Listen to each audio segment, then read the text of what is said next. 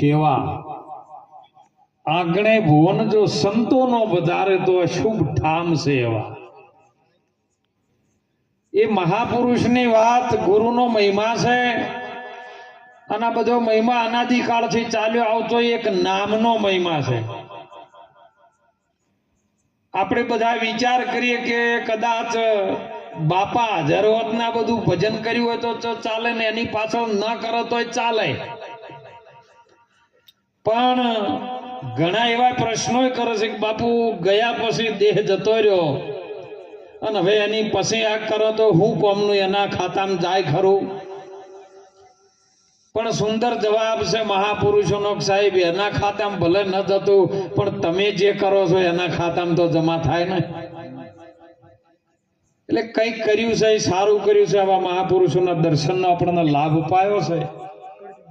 ખૂબ વાણીની અંદર સુંદર વાણીઓ રજૂ કરી સાહેબ, અને એમાં એક લીટીમાં મને બહુ ગમી સાહેબ કે ગઈ પણ પાછી તારી નહીં આવે અને મૂર્ખ તું મનથી વિચાર. આ પળ હાલ આવી છે ને, હાલ ચાલુ છે વર્તમાનની એની વાત. ભવિષ્યમાં શું થશે એની ચિંતા છોડી દો, ભવિષ્યમાં ભૂતકાળમાં શું થઈ ગયું એની ચિંતા છોડી દો. હાલ બેઠા છો ની પળ આવી છે, એમાં કઈક જો શબ્દ રૂપી મોતી, ગુરુ મહારાજનો સંતોનો વચન રૂપી જે મોતી આપણા પોતભૂતોના શરીરમાં એક ચાલી રહી છે સુરતાના ધાગામાં, જો કદાચ આ વચન પરોવાઈ જાય તો આ આયેલો મનખો છે ને સુધરી જાય એવી વાત છે. પણ ગઈ પડે એમાં ધ્યાન રાખવું પડે હો. પછી ધ્યાન આપણું મન બીજે ફરતું હોય ને શરીર એકલું હોય બેસી રહ્યું હોય ને તો મેળ આવે એવો નથી. અને મેળ લાવવા માટે મણોનો અવતાર આવ્યો. ઘણાને જુગો જુગ થઈ ગયા તો મેળ નહીં આવ્યા, 80 વર્ષે કોઈ મેળ નહીં આવ્યો. આ તો ભજન ગાવા પણ ભેદ ના સમજો તો ગાઈ ગાઈને તો ગાડા ભરો ને આખલા જોડી દો અજળ. વાણીનો ભેદ જો આપણે અત્યારે ન સમજે ને તો હવારે હજળ ના રાખવું હોય તો આ વાણી શું કહેવા માંગે છે એનો ભેદ સમજી લ્યો. મહાપુરુષોએ જે ભેદ મૂક્યા છે એ વાણી આપણી સુધી મૂકી છે કે આ વાણીની અંદર જે પણ સંતો મહાપુરુષો જે વાણીમાં કહે છે એ પ્રમાણનું જો આપણે કરવાનું ચાલુ કરીએ તો જીવનમાં આપણા ગુણ ગવાય.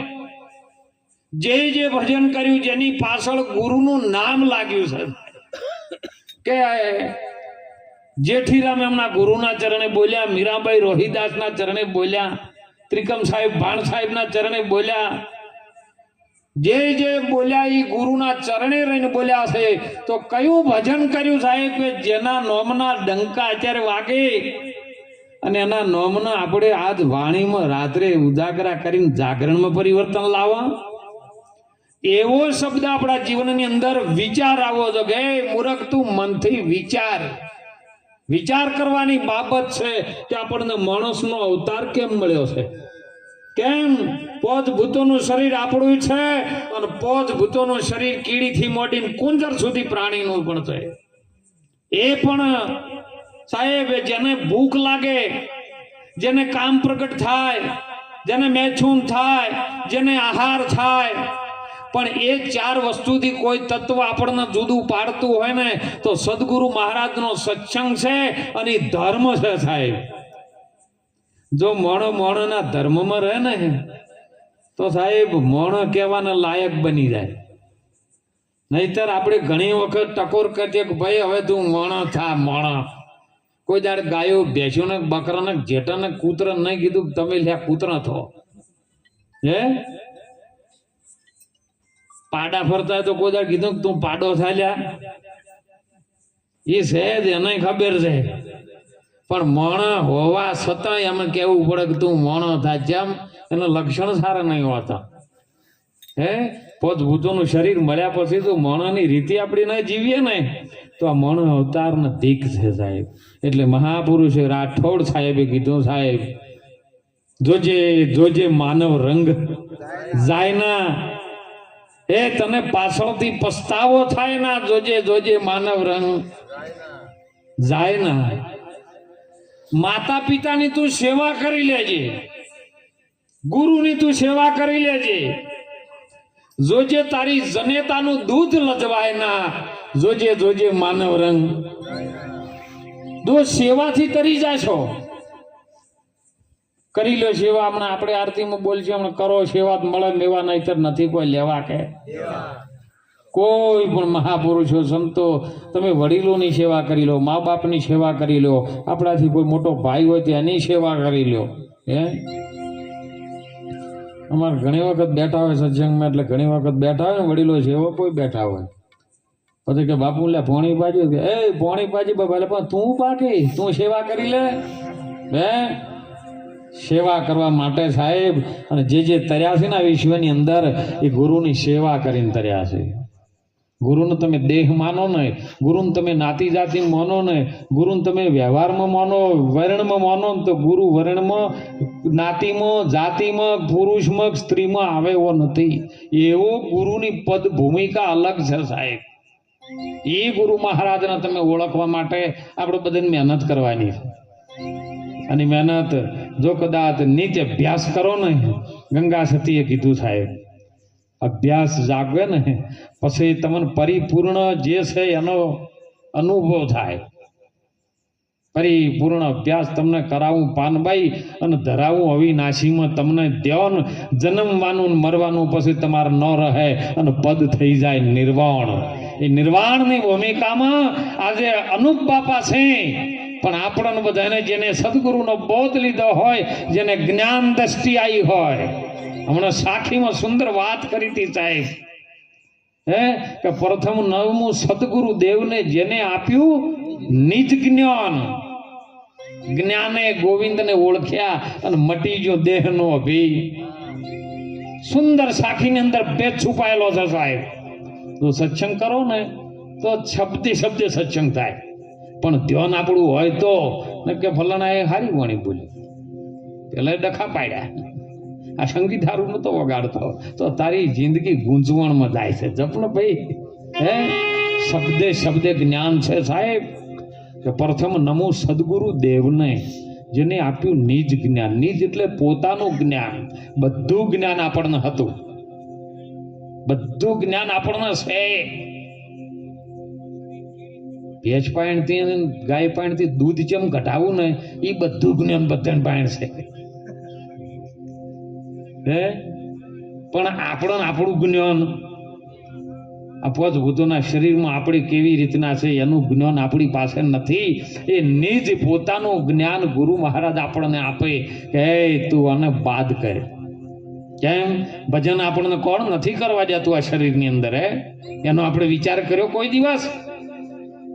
રાત્રે અત્યારે ભજન કરો, કદાચ રાત્રે 2 વાગે જઈને પથારીમાં સુઈ જાઓ, છાતી પર હાથ મૂકીને સાહેબ વિચાર કરજો કે આ વાણી શું કહેવા માંગે છે અને આપણને મણોનો અવતાર કેમ મળ્યો છે.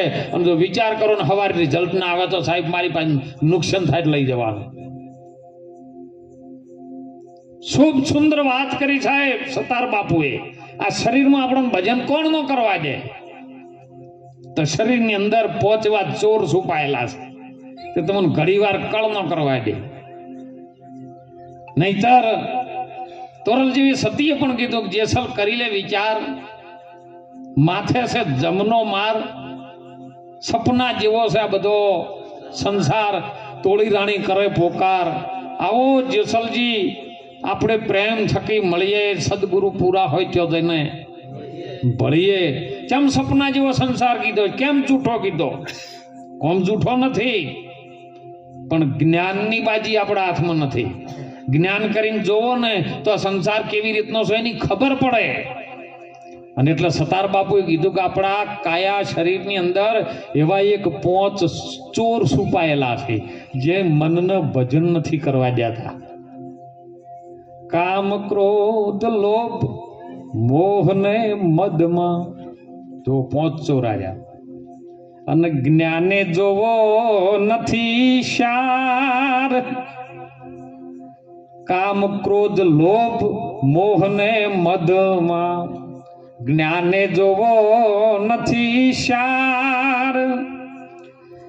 એ દીધેલા વચનને તમે ભૂલી ગયા તો પછી ખાસો જમનો માર એ ભાઈ તું ભજી લે ને કીર્તાર.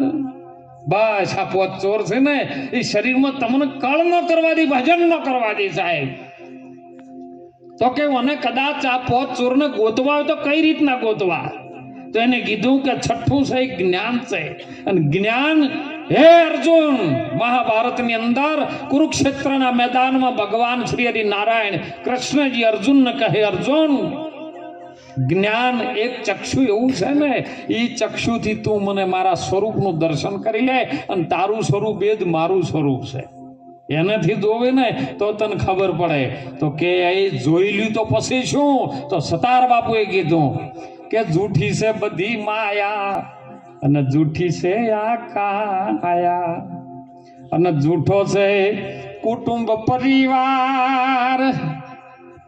એ રાધા ભરતરી જોવો ગોપીચંદ, જેને છોડી દિયો એ ઘર બાર, બાજી તું ભજી લેને કીર્તા. તું જ્ઞાનની ભાષામાં આવીને જોવે, જ્ઞાન ચક્ષુથી જોવે ને તો આ શરીર એ જૂઠું છે. હમણાં વાણીમાં ન આવ્યું, સુંદર વાણીમાં વાત કરી સાહેબ આ ભગતે કે અમને અમારી આ કાયા તણો નથી વિશ્વાસ. અને દાદો મેકરણ પણ બોલ્યા છે, કાયાના કુડારે ભરોસા, દેહુના જૂઠારે દિલાચા, આજ મારી મેના બોલે ગઢને કોગરે. હે એ વાતને આપણે જાણવાની છે કે આ સંતો કઈ ભૂમિકામાં રહીને બોલ્યા છે, અને એમાં ધ્યાન હશે ને તો જ ભજન પાકશે સાહેબ. નહીં તો રાત દાડો કમાણી કરશે ને હે તો કોઈના 50,000 પાકશી, 2 લાખ પાકશી, મોટો કોઈ કરોડ પાકશી ને પછી ભોગવવાનો સમય આવશે એ દાડી એ પાકી ગયો હોય.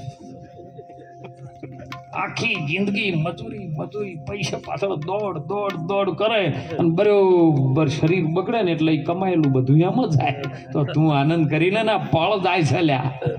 હે આ પળ જતી રહે છે સાહેબ, તારા માટે જ આ ભગવાને તને અવતાર આપ્યો છે. સંતોની કૃપા થઈ, માતા પિતાનું કર્મ બંધાણું એના સુપી 9 માસ માએ વેદના વેઠીને તને જન્મ આપ્યો છે સાહેબ. એ માતા પિતાની તું સેવા કરી લે, અને જો સેવા કરી લ્યો ને તો ભગવાન કઈ તમારાથી જુદો નથી, પ્રગટ થાય સાહેબ. હે માતા પિતાની સેવા કરો ને મા બાપ કદાચ આશીર્વાદ આપી દે, આવા સંતો બેગ ભગવાનનો કદાચ તાપલી વાગી જાય કે જો તમારું કલ્યાણ થાય તો સાહેબ પરમાત્મા તમારી અંદરથી પ્રગટ થાય. હો બીજો કોઈ ગદાન ચક્ર વાળો નહીં આવે. ગદાન ચક્ર વાળો અસલમાં હાલાઈનું ભરે ને તો એમ લાગે કે આ તો બહુ રૂપિયો છે, નાટક વાળો છે. એને મન એવા નથી આવતા. કાળા માથાનું મોનું કોઈ જેવું તેવું નથી. આ તો એક ઓફિસ હતી ને એટલે એ એક ગણો હાથી લઈને જતો હતો, અને એમાં ઉપર એક માણસ બેઠેલો હાથી ઉપર, આટલો દંડો લઈને ફૂંહા છોડે એટલે પેલો હાથી રાડી પાડવાનું ચાલુ કર્યું. અને એમાં 2 માણસો આવતા હતા. જોઈ ગયા કહો હો મારું બધું આવડું મોટું હાથી અને આવડું 2.5 ફૂટનું માણસ ઉપર બેઠું, અને આટલા ધોકાથી આવડા મોટા શરીરને ભોગા પડાવે. એટલે પેલા 2 જણાને મચ્છરનું રૂપ ધારણ કરીને હાથીના કોણ પાણી ગયા, મરી જા મૂર્ખા મરી જા. એટલે બોલો હાથી વાપર્યું કે કોણ છો તમે? કે પણ આ 1.5 ફૂટનું મણ અને આવડા મોટા શરીરને તો નતા સૂંઢથી પડતું કરીને ભોય તડબૂચ ફોડી ના જ પગ મૂકીને કે લે તમે સો કોણ? કે અમે જમના દૂતું છીએ. તો કે પણ તમે મને જેમ કહેવા આવ્યા છો કે મને આ જોયું ના જોયું કે આવડું મોટું શરીર ને આવડું મોણ નચાવે, એના કરતી મરી જવું સારું, ન કહો ને મારી નાખવું સારું. કે તમે ઓમ કાળા માથાના મોને તમે કરો શું? કે અમે અહીંયાથી કોઈનો દેહ છૂટી જાય ને તો એનો જીવ લઈને ભગવાનના દરબાર સુધી પહોંચાડીએ. જેવું જેને કર્મ કર્યું એ વાટે એને લઈ જઈએ. એટલે કે તમે જીવતા માણસ કોઈ દાડો લઈ ગયા, ખાલી જીવન લઈ ગયા કે ના? જીવતાને કોઈ દાડો ના થઈ ગયા. કે તાણ હું બોઘા જેમ પાડું છું ને એક વખત જીવતાને તમે લઈ દો, પછી ખબર પડે તમને. એટલે પેલા બેન વિચાર ચડ્યો કે મારું બધું વાત તો હોય ને વભળવા જેવી છે. હા નીકળ્યા કે હવે મારું બધું જીવતાને તો લઈ જેવી રીતના દાવો સંસ્કૃતિ ધર્મ વિરુદ્ધ છે. પણ આ બેન પેલું ચેલેન્જ આવ્યું એટલે કંઈક તો કરવું જ પડે. એટલે એક કોરેટ હતી, કોરેટના મોઢે એક સાહેબ બેઠેલા કાળા બૂટ પહેરેલા, કાળા મોજા, કાળા ચશ્મા, કાળો કોટ ને માથે કાળું બધું. એટલે હોય ને એમ સમજ્યું કે આપણો પાડો આપણે નહીં લાવ્યો અને લઈ તો લ્યા. એટલે કદાચ આપણા ધર્મરાજાના દરબારમાં આપણે પૂછ્યું તો એમ સમજે પાડો છે આપણો. તે તો ટેબલ ઉપર બેઠો હતો ને ઉપાડ્યો અને થથરાટ ચાલુ છે. એટલે પેલાને એમ થયું કે ભૂકંપ નહીં ને આખું ટેબલ હલ્યું છે. એમ આજુબાજુ નજર કરી, મારું બધું ભૂકંપ નહીં, આખું ટેબલ અધેર થવા માંડ્યું. એટલે પેલો બેઠો બેઠો વિચાર કરે, પણ મજબૂત હતો સાહેબ કે ગમે એટલું ટેબલ ઉપાડ્યું લઈ ગયો જાય. અને જો લઈ જાય આપણે તો લડવું જ છે કે આપણી એડવોકેટ વકીલ છો, ગમે જગ્યા લઈ જાય તો આપણે કેસ લડી લે. હા એમ શું હતો એ સો જાતું જે જાતું એ આખું ટેબલ ઉપાડીને ઠેઠ યમરાજાના દરબારમાં દરવાજા મોરી લઈને મેલી દીધું હોય. પેલો મેલ્યું ને નીકળી ગયા, ઉભારો લે તમે સો કોણ? કે અમે જમના દૂચ્યું. કે મને હોય ચમ લાયો? કે કાળા માથાના મોનવીને અમે એક વખત હાદી હાદું લા, પણ કે મારી પરવાનગી પૂરી નહીં થઈ, મુદત પૂરી નથી, તમે લાયા ચમ? પણ તું કોણ? કે હું તો વકીલ છું, તમે આ કેસ મારો સોલ્વ કરો ને. કે હું તો તમારા રાજાની વાત કરું. પેલા કે ના, પૈસા ધર્મ વિરુદ્ધ કર્યું છે અમારા ગુરુ મહારાજને, તમે આ ના કહો, નક્કી અમને સજા આલશે. તો કે ગમે કરો, એક ચીઠી તમારા ગુરુ મહારાજ સુધી પહોંચાડો, ધર્મ રાજા સુધી. એ એમના દૂતો હતા ને, ચીઠી લખી પેલા વકીલે કે આવેલ માણસ તમારા રાજ દરબારના દરવાજા પાસે લાઈન મૂક્યો છે અને હું લિખિતમ નારાયણપુરીમાંથી વિષ્ણુ ભગવાન બોલું છું કે હમણાં 15 દિવસથી તમારો વહીવટ બગડ્યો છે, વાતાવરણમાં બરોબર મેળ નહીં આવ્યો, એટલે તમને બીજો દંડ નથી કરતો, પણ 15 દાડા માટે જે દરવાજામાં એ માણસને તમારી જગ્યાએ મૂકી દો અને તમે 15 દાડા રજા ઉપર હતા, આ તમારો દંડ. એટલે આ ચીઠી લઈને પેલા બે દૂતો હતા ને એના યમરાજાને આલીને, એટલે યમરાજા ફટાક લઈને ઊભા થઈ ગયા. એ પેલા સાતરવા માંડ્યા કે શું આવું ચીઠી શું હતું? જોયું એટલે આખી ફૂલહાર લઈ રહ્યો, વાત છે ગાત છે કે તબલા લઈને હેડો. આ તો હોમયું કર્યું, હાર પહેરાયો, આવો આવો આવો, નારાયણની ચીઠી છે ને તમને મોકલ્યા. કે આ પેલો કહેતો ને હું માણસ છું, વાતે ગાતે લઈને જો એમની જગ્યા હતી ને એમને બેહાર્યા ગાદી પે, લ્યો. અને બેહતે પહેલા તરત હુકમ કર્યો કે હવે જેટલે ને આપવું એટલે સ્વર્ગમાં આવી ગયો. જેને ટીવીઓ જોવી હોય ને, જેને મોબાઈલ જોવા હોય ને, જેને કોટરિયા મારવાનું ઊંધી ઠેલીઓ મારવી હોય ને, તો બધા સ્વર્ગમાં. કોઈને આપણે અન્યાય કરવો નથી. હવે બધા આવવા માંડ્યા હાથા ને હાથા ને, એટલે બધું વૈકુંઠ ઉભરાણું, જગ્યા ના રહી. હવે આ બધા કે અમારે જાવું છે, હવે આપણે જ જગ્યા નહીં રહી. એને કીધું કે ભગવાનને આપણી પાસે જઈએ. એની ચીઠી આવી કેમ લે? આવો વળી હોતો હશે ન્યાય કરવા વાળો રાજા, આપણે બધા એ જઈએ. પેલો કે વાર તમે કહો દો કે અમે નારાયણ પાસે, જેને ચીઠી લખી એને કે મારે આપવું છે. ના લઈ જાય તો હુકમો ન હતો. હંગાજ જ્યાં નારાયણ પાણી તો ઉભા રહ્યા. પ્રભુ આવી ચીઠી લખી, આવો દંડ અમને આપ્યો. એટલે આપ્યો કે નહીં? કે આ ચીઠી તમારી નહીં, કે આ ચીઠી મેં લખી જ નહીં.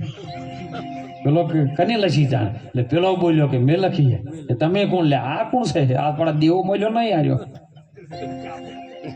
ક્યાં તો પૃથ્વી લોકમાંથી અમે ઉપાડીને લાયા છે એમને ડાયરેક્ટ. એની મુદત નહીં પૂરી થઈ, ચાલે નહીં ભાઈ, નિયમ ભંગ કર્યો છે. અને એની આપણી સગવડો બધી રમણ ભમણ કરી છે, એટલે તને લે ઉકળતા તેલમાં તળવામાં આવશે. એટલે પેલો કે ઉભા રહો, તમે નારાયણ છો ને વૈકુંઠપુરી ના? કે હા, હું વકીલ છું.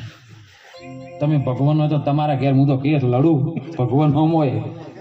તમારું શાસ્ત્ર ને પેલું પુરાણ ઓમ ખોલો અને એના છેલ્લા પોનામાં તમે શું લખ્યું છે જોવો.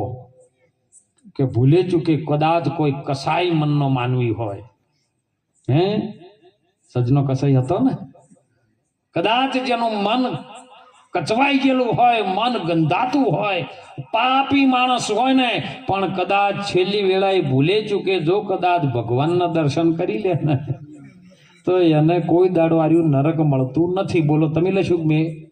એટલે ભગવાન વિચારવા માંડ્યા, માવડે આ તો આપણને ફસાય કે ભૈયા બમારી ભૂલ થઈ, તને જો હતો એ પાછો મેલ્યા આવે. મેલ્યા આયા નેચે મૂકી ગયા. પેલા જમના દૂધો હાથી પાસે આવીને કહેવા માંડ્યા, પૈસા તું જે રાડિયો પાડે ને બરાબર સમજજો સાહેબ.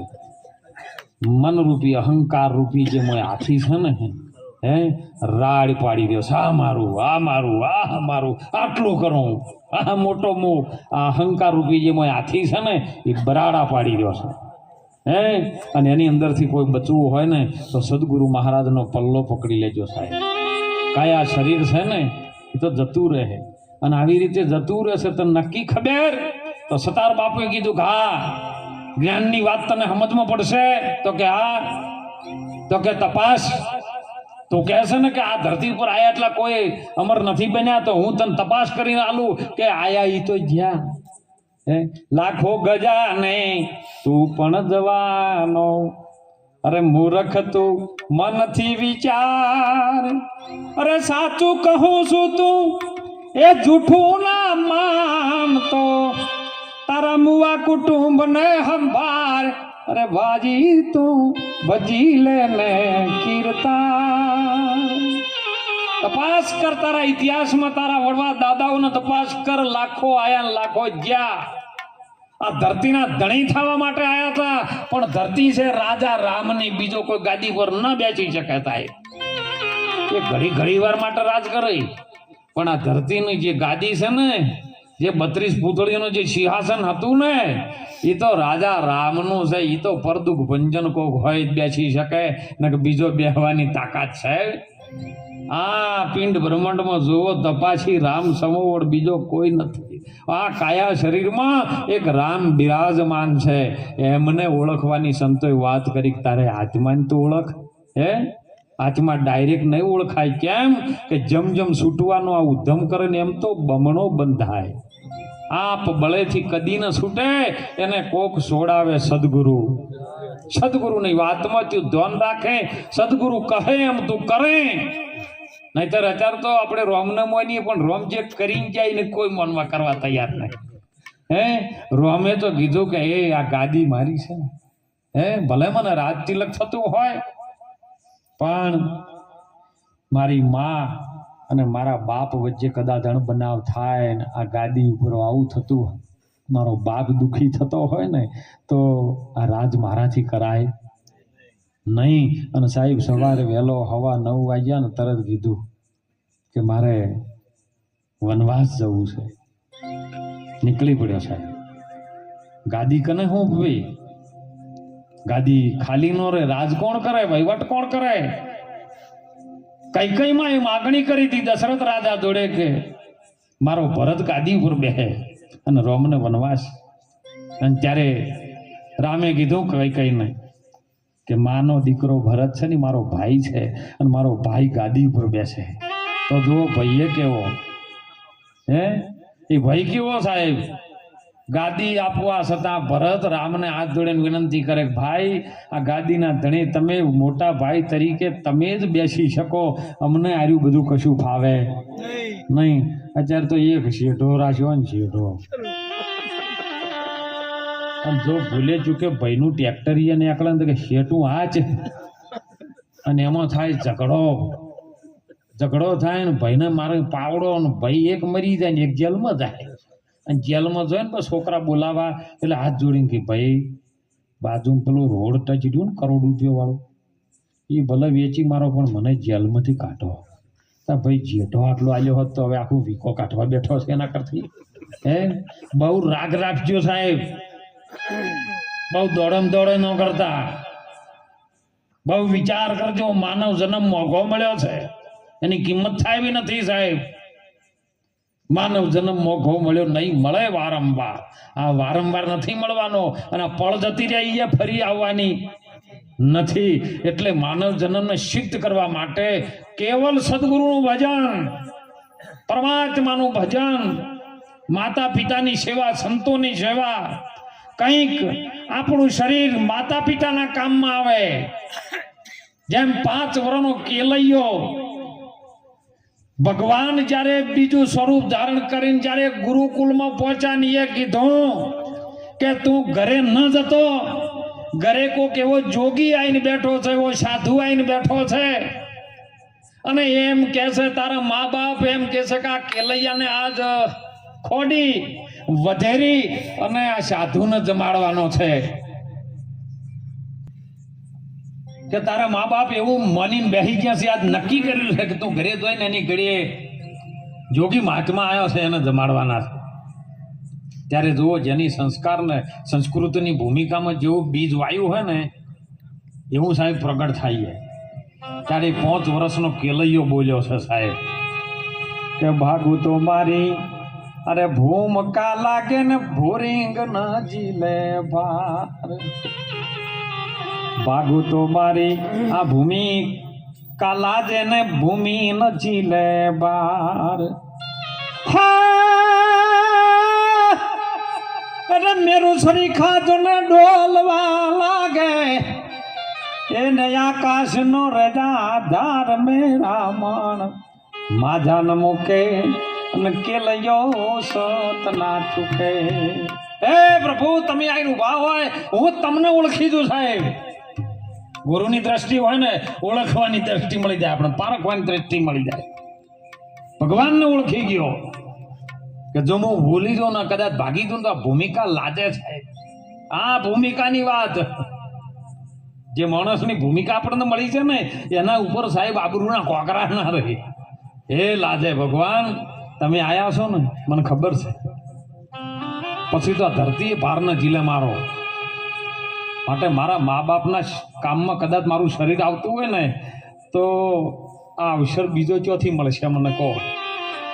અરે ધર્મ હારું ધર્મ હોય માથું ને એ જાવી દોડા દોડી એ આવનર તો યવનીમાં ઘણા ઓછા એ બીજા લાખો ને કરોડ જેના માથે ભક્તિ કે રામોડ.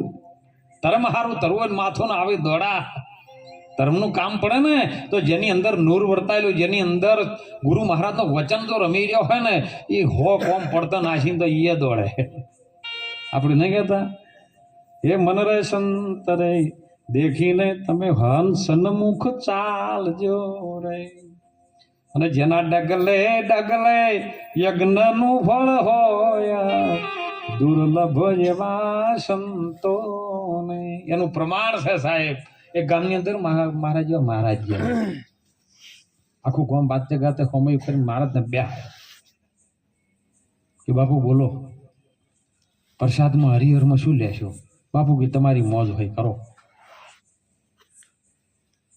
બાપુ કે પણ એક મોજ શરતી, કોઈને તમારા ગામની અંદરથી હોય યજ્ઞ કદાચ કર્યા હોય તો એના ઘરનું હું જમું છું ને કે બીજાના ઘરનું જમતો. હવે આખા ગામમાં બધા વિચારે છે બાપુ પૂછ્યા ભાઈ મેળ ના આવે. હોય યજ્ઞ કોઈને કર્યા જ નહીં, કદાચ કોઈને 2-5 કર્યા પણ હોય યજ્ઞ તો કેવી રીતે કરવા? સવારથી મોડીનું બપોર જ્યું 2 વાગ્યા 3 વાગ્યા બાપુને એક ટાઈમ તો ગયો. હાડું કે બાપુ અત્યારે બપોરે તો ભૂખે મર્યા, હોદે ભૂખે મને ના ચાલે. અને જો કદાચ સાધુ મહાત્મા ભૂખે બેસી રહ્યો ને આપણું ગામ જમે, આપણી જમીન બેસી જાય ને તો આપણને પાપ લાગે સાહેબ. આવો ભાવ પણ આખા ગામમાં ઢંઢેરો ફૂટાય. કોઈને યજ્ઞ એ કોઈને નહીં કર્યા, કોણ કરે?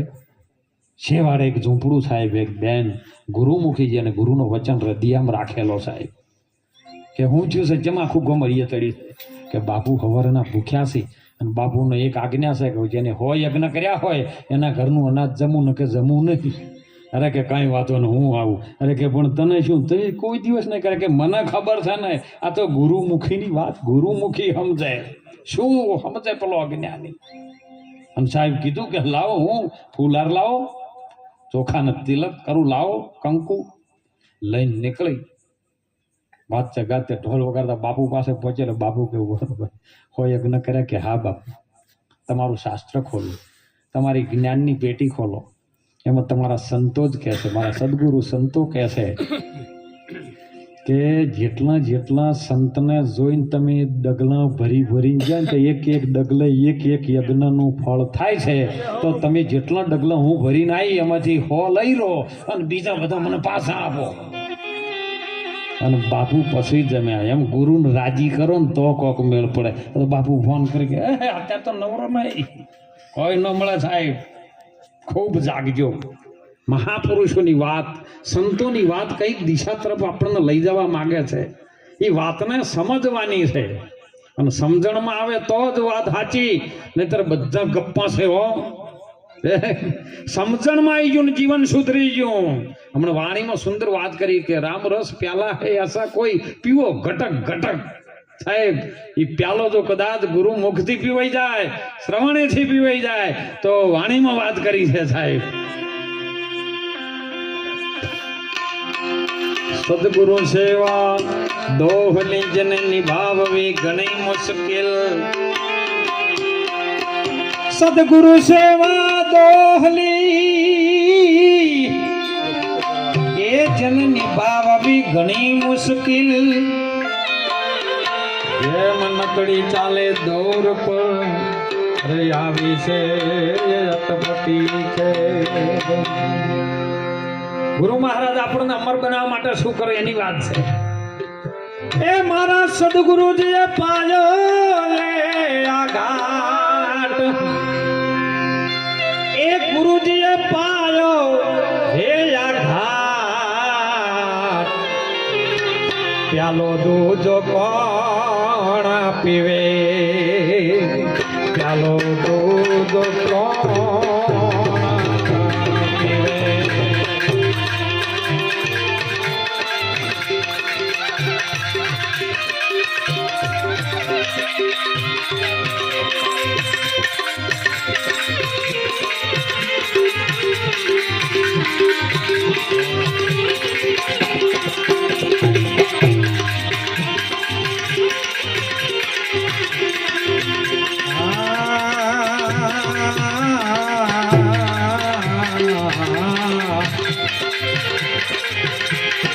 સતપેરી કુંડી વાલીડા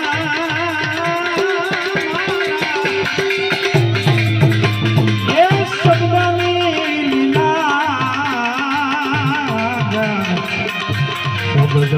લીલા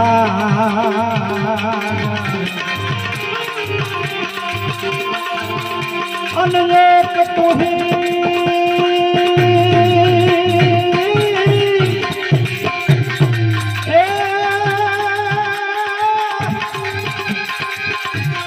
સદગુરુ તો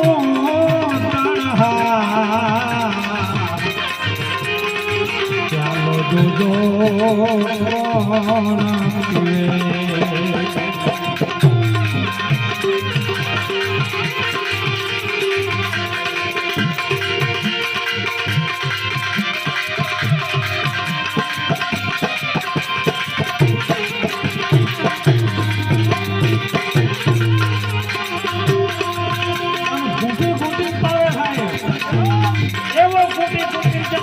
તૈયાર થાય અને રસ કદાચ ગુરુ મહારાજ લઈ અને શ્રવણેથી રેડ્યો મારા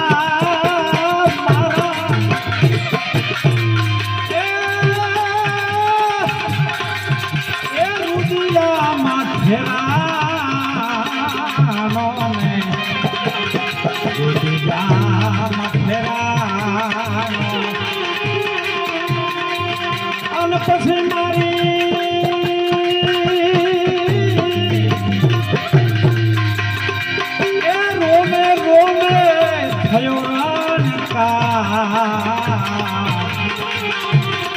દૂધો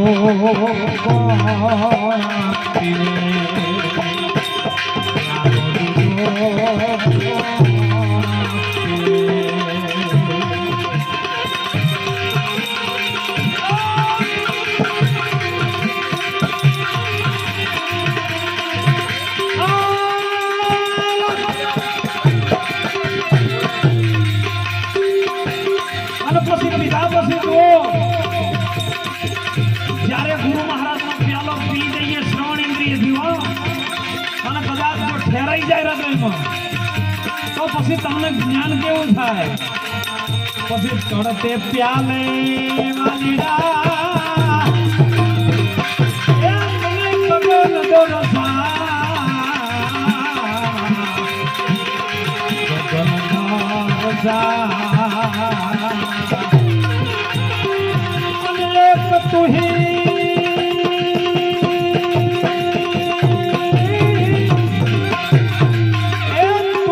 જમી આસમાન જો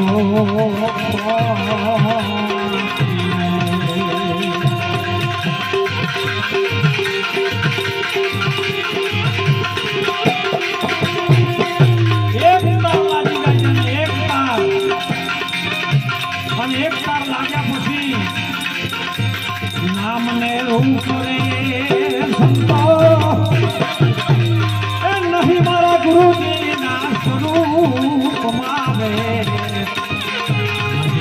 સ્વરૂપમાં નામ કેનારે રૂપનારે થાય આ બધા નામ નામ કરો કે નામ પકડવું એ નામે ન રે નામ ને રૂપ મારા એ ગુરુજી ના નથી એ સ્વરૂપમાં રે ગુરુજી ના સ્વરૂપમાં અમે એક તુહી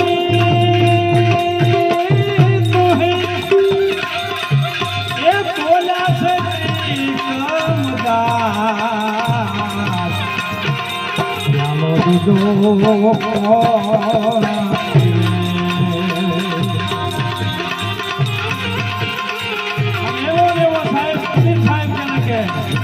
તમે ભગવાનનું ઘરે મહંગમ કે વાણી દ્વારા મળી જાય એવું છે તો એ વાત બધી છે ને ખાલી આનંદ કરવા માટે છે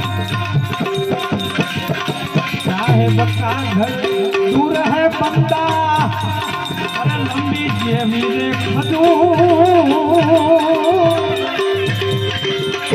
સાહેબ કા ઘર દૂર હે બંદા જેસી લંબી ખજૂર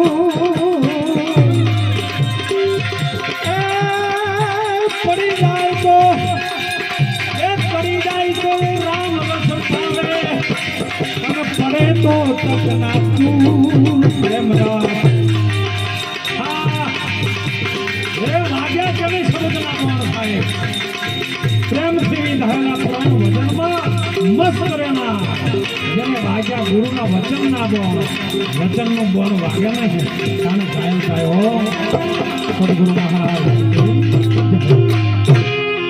વાગવું જોવે શરતે આવી દો તો વાગે ને વાગે નહીં હે પણ ગુરુ મહારાજ હોમ આવતા હોય ને વાળે પાછું વળીને જતા રહે ને તો એ વાગે નહીં. આપણી સાખીમાં ઘણા ભક્તો સંતો સાહેબ ખૂબ આનંદ કરતા હોય રામા કહો કે રામદેવ હીરા કહો કે લાલ જેને જેને રામદેવ પીર ભેટી ગયા ને એને નર થઈ ગયા ન્યાલ. અમારે રાતે ભજનમાં વાત થઈ બાપુ આ સાખી કોકને બોલી કે રામા કહું કે રામદેવ અને હીરા કહું કે લાલ એટલે કે આ હીરો ને લાલ બે હતા કોણ?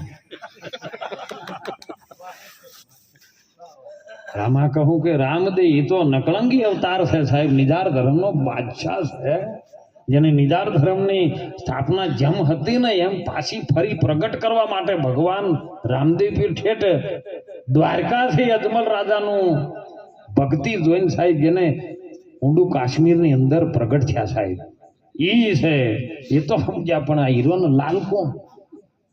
આપણે કોઈ વિચાર કર્યો? જોજો હીરોનો લાલ તમારા ભેળા છે અને ભેટે ને તો રોમો પીર પ્રગટ થયો વાંચે હીરો. હીરો એટલે આપણો આત્મા સાહેબ. સોહમ દોરથી જે શ્વાસ આવે છે ને એ છે હીરો અને ઓહમથી ઉપડે છે એ લાલ. મેં અંદર જાય ને એટલે તપે સીધો લાલ થાય ને તપેલો હોય તો જ બેસી શકો, ઠરેલો હોય તો ઉપાડીને મોહણિયા પાતરા કરે એમ છે. એ હીરો ને લાલ બે ભેળા થાય સાહેબ અને એ સૂક્ષ્મણાનું ઘર જાગૃત થાય અને એની અંદર જે શુરતા જે પડેલી છે ને એ શુરતાને ગુરુ મહારાજ વચનની ચોટ લાગે ને એટલે ચડે અને ચડે એટલે આસમાનમાં જાય. શૂન્ય મંડળથી આવે મારો સાહેબો વોહી પીયું કા ઘર. એ શૂન્ય મંડળની અંદર બિરાજમાન છે સાહેબ. એ ગુરુના ઘર સુધી પહોંચાડવા માટે આ સંતો મહેનત કરી રહ્યા છે કે તમને એ લઈ જવું એ તમને કોઈ નડતર રૂપ થાય એવું નથી. આ તો જેટલું નડે છે ને એટલું આ ધરતી ઉપર નડે છે, પણ તમે સાચા થઈ જાઓ બોલો કોઈ નડે એમ છે હે? અને એટલે સંતોએ કીધું છે સદગુરુજીએ મને પાયો આઘાત પ્યાલો બીજો કોણ પીવે? પછી બીજું પીવાનું ના આવે સાહેબ. બીજું પીવે તો સમજો કર્યા. મને ઘણી વખત બાપુ પ્રશ્નો ઘણા જ હોય. પહેલાં તો ચીઠીઓ લખીને આવતી, હવે તો સારું ચીજ કે બાબુ ઘણા ભજનમાં કહે છે કે હંસલો ને બગલો રે રંગે રૂપે એક સઈ રે, કે હંસલો ને બગલો બાપુ કેવી રીતના ઓળખવા કદાચ પહેલા બેઠા હોય તો એક તો ભજનમાં બેઠા હારી સત્સંગની ધારા ચાલતી હોય, કોઈ મહાપુરુષના મુખમાંથી જ્ઞાન ગંગાની ધાર વહેતી હોય અને એમાંથી ઊભો થઈને બીજી બાજુ ગપાટા મારવા જતો રધાર્યો બગલો, અને કદાચ એ બેઠો હોય ને એમ લાગે કે હવે ધારા હારું ચાલુ થી સદગુરુ મહારાજના કંઈક શબ્દોની જ્ઞાન ગંગા વહે છે અને બધું હો જગ્યાએ કોમ પડતું નાસીને ઘરનું નાસીને આવતો રહે ને તો હંસલો આપણી કૃષ્ણ ભગવાનની બહુ લીલા જોઈ છે સાહેબ, આપણી હોબળી છે. અને એમાં એવું કીધું કે ભગવાન જ્યારે વાંસળી વગાડતો ને એટલે ગાયો ગોપીઓ સાહેબ મોખણે હું ન પડ્યા હોતા, ગાયો હુની પડી હોતી, ઘરના રોધેલું પડ્યું હતું, અને ગોપીઓ બધું ઓસળી વાગે ને સૂર વાગે ને એટલે દોડીને ભગવાન પાસે જતી રહેતી, અને એ જઈને પાછો અડધી રાતે આર્યો વગાડે, અને અડધી રાતે પાછી ગોપીઓને જઈને પાછો પૂછે ચમ અડધી રાતે આવી છો, એ વખત ઓસળી વગાડી બધું કોમ પડતું નાસીને આવતા રહી. અત્યારે બોલો આર્યું થાય એવું છે મેળ નહીં પડે હો બાબુ, ચાલે એવું નહીં. એટલે તું નતો તોય ચાલતું તું સિંહ તોય ચાલે ને તું નહીં હોય તો આ બધું જેમ ચાલે એમ ચાલશે. મનુષ્ય કહે કોઈક દુનિયામાં એવા ગાંડા ઘણા છે કે મારા વિના નહીં ચાલે સંસાર, પણ રામકૃષ્ણ અને રામદેવ પીર ગતા રહ્યા તોય ચાલે છે આ સંસાર. ખૂબ જાગૃત થવાની વાત. સદગુરુજીએ પાયો મને આ ઘાટ, આ પોત ભૂતોના શરીરમાં ઘાટની અંદર એવો અમર પિયાલો પાયો છે ને, અને શ્રવણેથી રેડિયો હૃદયમાં ઠેરાણો છે. ઠેરાય તો ઉગે હો, બીજ નાખો ને બહુ બળતર વાળું ખેતર હોય તો ના રે બળી જાય. શેડ બરાબર ના કરી હોય ને અને કદાચ ઊંડો બીજ વાળો જતો રહે ને તોય ના ઉગે. બરાબર વાતાવરણનો ભેજ સારો હોય, જમીનમાં ભેજ સારો હોય, તમારી કેળવણી સારી હોય ને તો એની અંદર બીજનું અંકુર ફૂટે થાય. અને બીજનું અંકુર જેવું ફૂટે પેલું મૂળ બને, જોજો તમે મૂળ બને ને એટલે એની અંદરથી બીજ ફૂલે. બીજનો રંગ પછી ફૂલ્યા પછી થોડો થોડો બહાર આવે ને એટલે પીળા કલરનો આવે. ગમે તમે ખેતરની અંદર બીજ નાખો, અડદનો દાણો ભલે કાળો છે પણ તમે નાખો ને એટલે ફૂલરીને અંકુર થાય ને એટલે પીળા કલરનું ફૂમતું બહાર આવે. કેમ? પૃથ્વીનો રંગ છે ને પીળો છે. આપણે નહીં કહેતા લીલા પીળા તારા ને જા ફરકે ને લીલા પીળા તારા ને જા ફરકે, તમે લીલા નીજે આ પાટે પધારજો મારા રણું જાના રે રામદેવ. એ પૃથ્વીનો રંગ પીળો છે ને પવન જેવો આવે ને એવો તરત લીલા અંકુર ફૂટવાનું ચાલુ થાય. બે પોદડા, કોઈ બી છોડમાં બે પોદડા થાય, પછી ડાળન છાલ્યું ફળ ને ફૂલ બધું આવે, પણ બે શિવ અને શક્તિનું થાય. આવે છે શ્વાસ એ શિવ સ્વરૂપ છે, અને અંદરથી ઉશ્વાસ રૂપે જે શક્તિ નીકળી ગઈ છે ને એમાં તમે તમારું ભજન કરી લેજો સાહેબ. નહીતર એ જતું રહ્યું ને એ મૂળ ઘર જો કદાચ એમાંથી શ્વાસ ઉઠવાનો અને બેહવાની પ્રક્રિયા બંધ થઈ ગઈ ને તો કોઈ ઘરમાં હંગરવા નહીં થાય. એટલે કીધું કે જૂઠી છે માયા અને જૂઠો છે આ કાયા અને જૂઠો છે આ બધો સંસાર. કેમ કે બધા કહેતા હતા અમારું છે અમારું છે, પણ જ્યારે શમશાનમાં ગયા ત્યારે કોઈ એમ નહીં કહેતું કાર્યું અમારું છે. એ તો બધા ભેળા જ હોય ને એટલે આ તો એકલા મરવું પડે ને એટલે આમ ટેન્શનમાં આવી જાય. પણ એમ લાગે ને કે કોરોના આવ્યા છે ને રોગ આવ્યા છે બધા મરવાના તો કે કોઈ વાતો નહીં. એટલે માણસ આટલો તો સ્વાર્થી છે. એટલે ખૂબ ભજન કરજો સાહેબ. શ્રવણેથી રેડિયો મારા હૃદયમાં ઠેરાણો, પછી મારી દેહમાં રોમે રોમે થયો રણકાર. પ્યાલો બીજો કોણ પીવે? પછી પીવાનું બીજું આવતું નથી સાહેબ. અને પછી દર્શાઈ જાય ને ઉગે ને એટલે પછી જમીનથી આસમાન સુધી બસ તું બીજો કોઈ નહીં. કીડીથી કણથી કુંચર સુધી સાહેબ લઈ દો ને, સાહેબ પાતાળ સુધી ભૂમિકામાં લઈ દો ને તો પરમ તત્વ પરમાત્મા સિવાય બીજું કોઈ છે નહીં સાહેબ. એ પરમ તત્વની ઓળખાણ આપણા પોત ભૂતોના શરીરથી મળી રહે ને કે બીજે કોઈ મળશો નહીં. બધું કોઈ દોડે ન કરતા હો, સમાજ કરી મરીએ ન જાતા. સમાજ તો જીઆઈટીમાં તમારા વખાણ કરશે ને જીઆઈટીમાં પડતાય કરશે. કેમ કે ટૂંકું દ્રષ્ટાંત આપણે વાણે વિરામ કરો.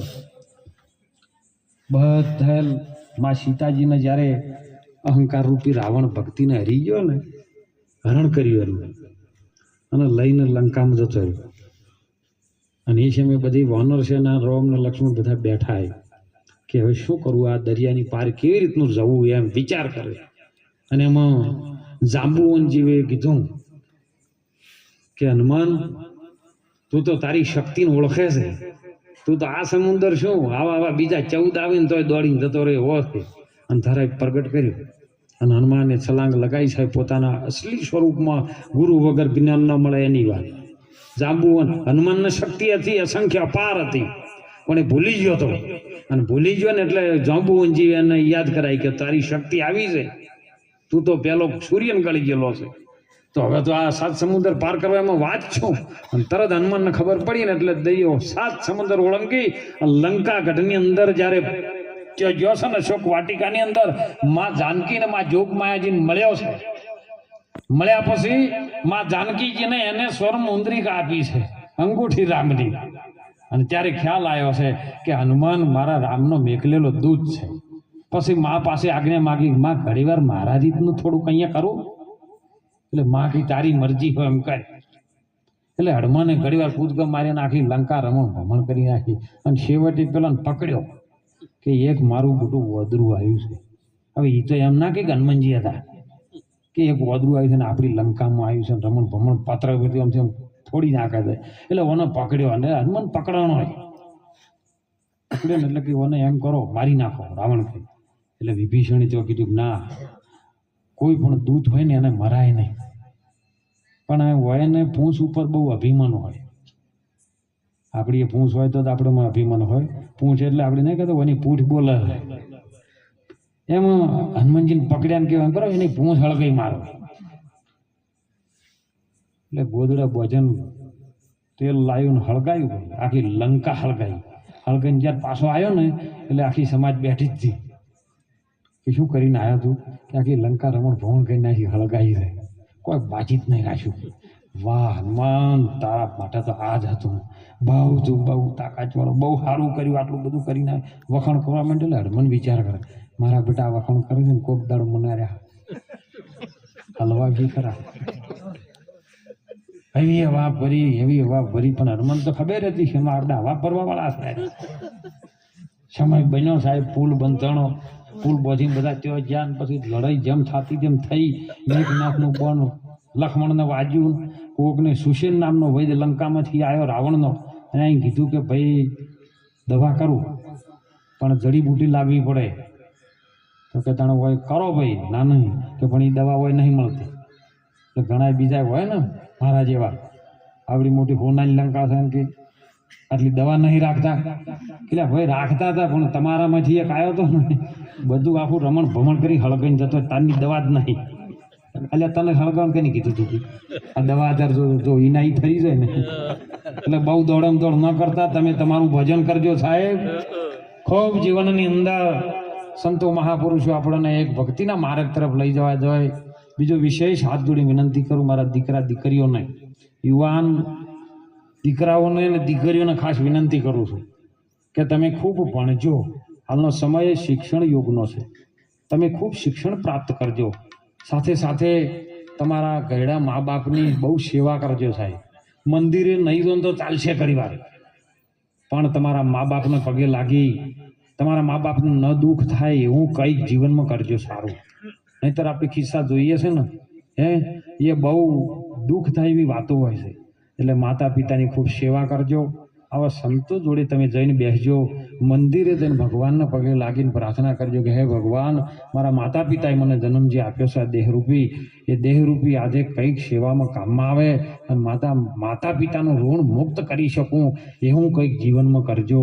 શિક્ષણ પ્રાપ્ત કરજો, વ્યસનથી મુક્ત રહેજો અને વડીલોનો ખૂબ આદર કરજો, તો કોઈ જીવનની અંદર દુઃખ આવશે નહીં. એ જ વિનંતી સાથે સૌ સંતોના ચરણમાં વંદન કરી આજની વાણીને વિરામ કરું છું. બોલો સદગુરુ ભગવાન કી જય.